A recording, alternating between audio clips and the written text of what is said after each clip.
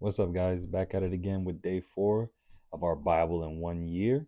Now we're going to be going through Genesis chapters 12 through 15. In the devotional video, we learn about Abraham and his family. We're learning about the patriarchs, Abraham, Isaac, and Jacob's sons, and how their entire story aligns with what God had promised to Abraham. We learn about Abram and how God called him to a new land so that he can make him a nation, have a name for himself, and for him to be a blessing to others throughout the world. That through his family, he would be a blessing to other families. And the new name that God would give Abraham would be unlike the names of the Babylonians who were trying to build a name for themselves out of pride in the Tower of Babel. Abram's new name would be built off of humility and obedience to God's will. God's ultimate goal is to rescue and bless his rebellious world through Abraham's family. We see in Exodus chapter 19, verses 4 through 6, that God was meant to make Israel a kingdom of priests, which would ultimately lead up to the messianic king who would bring down his new kingdom for the entire world to be blessed through him. And we all know who that is. Jesus. I think the most beautiful thing out of this devotional that I learned was that even though Abraham and his sons were to have repeated failures, God was still going to be faithful and rescue them and bless them through all of those. As we read on through this story in Genesis, we'll see all of their failures, and yet through their failures, God was able to turn what was meant for evil for their good. All right, now, so I'm going to do something a little different because I've been wanting to do this for a little bit and I feel like it's something that is now meant for this time. I'm going to be reading through all of what we're learning as in a story mode. So at this point, God calls Abram out of his nation, out of his land, to send him to a new land, a new nation, so that he can make a name for himself and to be blessed among other nations. This is where God says you got to leave your family, you got to leave your clan, you got to leave the people that you are knowing and who are part of your father's family. And you know what's the crazier thing? Is that literally a verse right after that, Abram decides to disobey God. And the way he does that is by bringing his nephew Lot. Learn in the case of Lot that he causes quite a lot of problems. To start, as soon as they get to Canaan and Abram is able to build 2 altars to God as a way of sacrificing and worshiping him, as soon as after that happens, Lot has problems with Abram's herdsmen because they don't have enough land to be able to sustain all of the animals that they've accumulated and the wealth they've gotten. We're not even going to talk about how he literally handed his wife over to the Egyptian pharaoh just because he was scared they were going to kill him in order to get his wife. Just gotten even funnier because literally when that happens, because he was just kind of lying, saying, "Oh yeah, that's my sister. She's just my sister." Technically, it was his half sister, but they were still married. The whole situation with the family, they were still married and they were still in covenant with God, and so God did not like that Abram was still trying to give away his wife. And so through all of those things, God was still able to hold Sarai's purity at this time by not allowing the Pharaoh to do anything and actually sending plagues upon him and his household, similar to what would happen later on to the Egyptians in the Exodus story.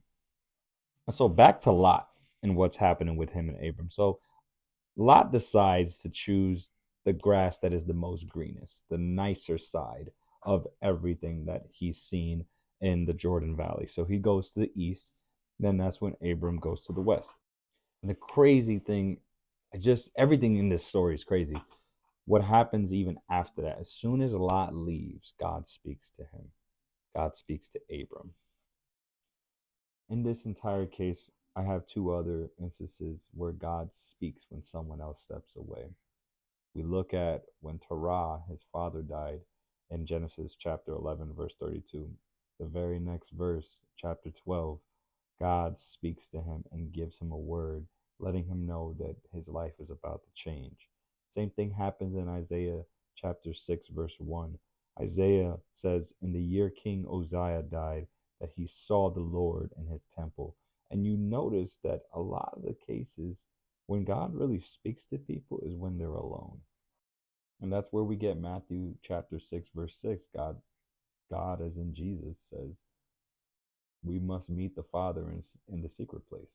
And the way we do that is by praying to him in private where no one else can see us, where we're not trying to get accolades through what we pray and how we pray. That was one of the biggest things that Jesus did and preached.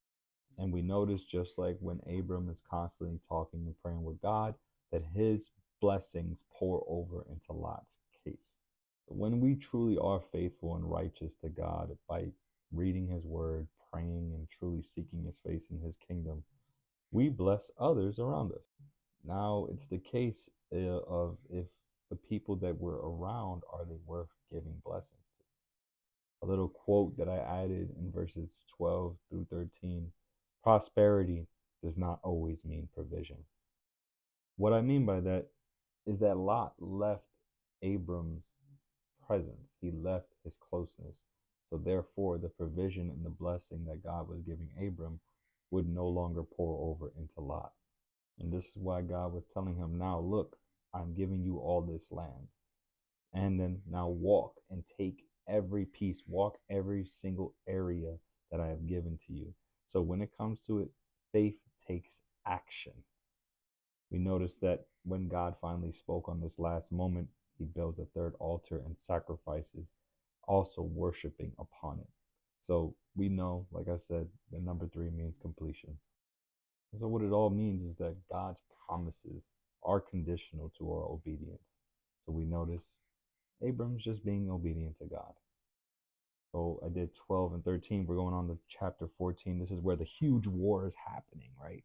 Between all of the kingdoms of Edom and Sodom and Gomorrah. All of these different kingdoms are fighting each other. Fortunately, Sodom and Gomorrah lose. Womp womp, you know. And so we learn that, and that's where Lot gets captured. So Abram has to go and rescue Lot for the second time. Well, not necessarily the second time, but he gave him the greener side. Now it's the second time because he's literally having to pull him out of a crazy situation. So that's just a whole bunch of stupid mess. And from Abram being able to destroy those armies with just 318 men, we see the king of Sodom wanting to bless him and give him some riches. But Abraham declines it humbly because he did not want to be seen as somebody that is to serve the king of Sodom. He didn't want to have to literally be indebted to him through what was given to him. And eventually, this is where we see him meeting King Melchizedek, who is also a priest. He was the king of Salem at the time, which we now know is the older name for Jerusalem. They say in the Filament Bible app that I was reading, he is more likely a Jebusite, and it shows that he's part of the priestly kingly role. And Melchizedek literally means king of righteousness. So this shows kind of a Christ-like character in the Old Testament.